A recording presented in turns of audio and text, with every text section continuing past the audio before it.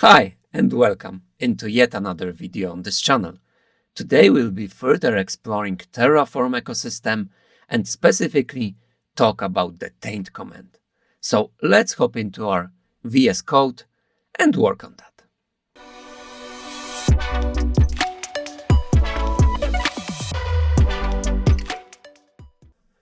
Alright, so we are back in our Terraform project, which we were creating from few videos already. And here, let's say the rest like VPC, application load balancers and so on doesn't matter. But let's say S3 will be the easiest thing to show you this today. So let's see what actually right now I have in our Terraform plan. So we can see that our infrastructure matches the configuration and there is nothing that can be applied. But let's say for some reason you would like to recreate the EC2 instance or S3 bucket or some parameters or whatever. You just notice that something isn't working right, so you want to delete the EC2 and then create it one more time, or there is some kind of a drift or configuration change between what you have in Terraform state and what is actually in the AWS because someone changed something manually. The simple solution probably, and the one that comes to mind would be just, let's say, comment the code, plan it, apply it, and then uncomment it back. But actually, Terraform gives us a command which is called Taint and then Untaint. So this Taint command is something that we can use to mark specific resource in our state for recreation. So it will be destroyed and created again.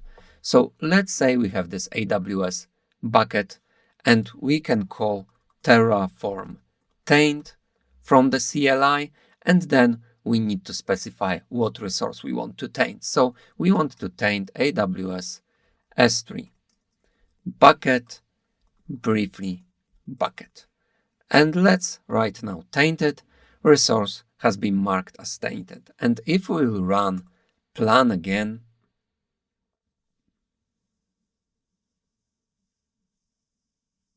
we will see that there is one to add and one to rest destroyed. Destroy because AWS bucket is tainted, so must be replaced. So let's, for the sake of argument, run a plan on that. It will be just an S3 bucket, so nothing very long to process. So we destroyed our bucket and created one more time. So that's where taint is a very useful command. But let's say we did a mistake.